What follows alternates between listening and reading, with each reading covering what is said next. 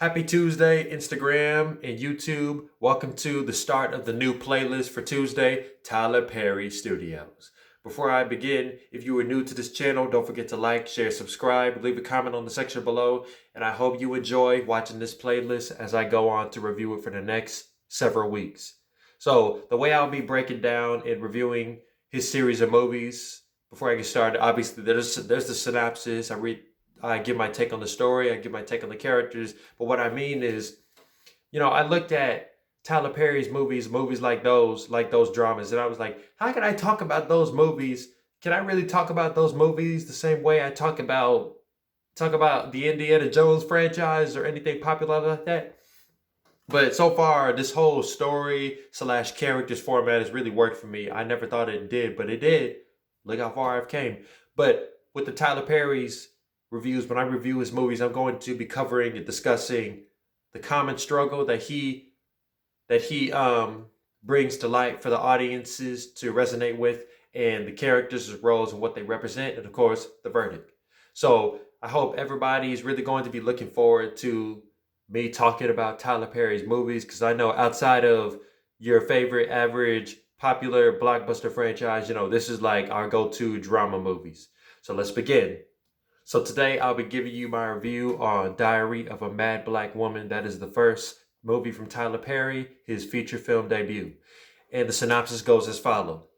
After 18 years of marriage to lawyer Charles, Helen, played by Kimberly Elise, is shocked when he announces he's ending their marriage and shacking up with Brenda. Some trick that he just brought up. Helen retreats to the house of her grandmother, Madea, who helps her destroy much of Charles' property, earning her house arrest. While Charles prepares for the trial of a corrupt client, Helen is courted by Orlando, an affectionate, moving man with strong Christian values. Now, although this movie isn't directed by the man himself, Tyler Perry, Diary of a Mad Black Woman should always be seen as his first film production. Now, obviously, before he went into movies, he's done a lot of plays, which is what most of the movies going down is based off of, like Meet the Browns, Madea Goes to Jail, Big Happy Family, etc.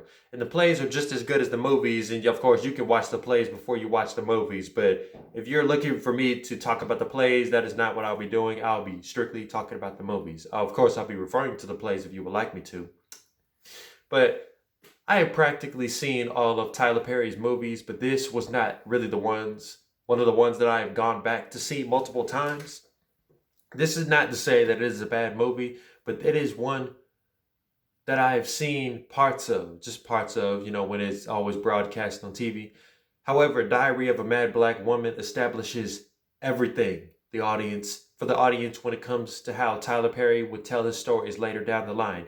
Similar to how he tells his plays, most of his films have something that other film series do not, which is commonality. See, on an average, we all go to the theater, just a little story for y'all, just a little tip. We all go to the movies to escape from the terrors of the world, from the stupidity of life. We escape to all sorts of fantasies that test our suspension of disbelief, but we turn this off and we just enjoy what we watch. And the last thing that most of us go to the theaters for, or at least expect, is to learn something or to share something in common with the tale that they are witnessing. Now, in the words of Sam Jackson, he said, not everybody goes to the theaters to get their life changed. But the common struggle in this movie is the fall and rise into a relationship. Now, the self-proclaimed mad black woman, who is obviously Helen, gets taken for granted by her husband, in which they both share the same amount of wealth, and it has left her fractured. But the turnaround comes when she gets another chance at love, when she is appreciated and embraced by another man who doesn't have as much money.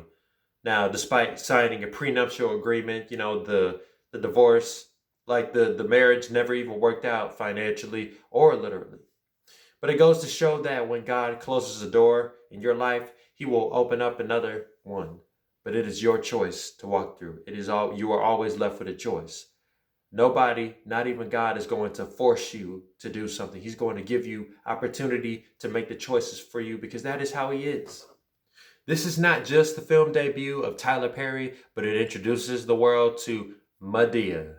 Ma to the dang D-E-A. When the film was titled Mad Black Woman, I immediately thought it referred to Madea, although she clearly is one mad black woman, boy, you don't want to mess with. This is not a movie that centers on her. Most of Tyler Perry's films sees Madea being involved in the plot somehow, whether it is just one scene, a minor character, or the leading lady of the story. For Helen, she is the mad black woman that the story centers on, that is telling the audience her diary. We are reading the diary of the mad black woman. From the minute we think that she is a happy woman is exactly the moment when she tells us what is really the case. We learn that Charles, Helen's husband, was never loving towards her for 18 years. Should have just said something, bro.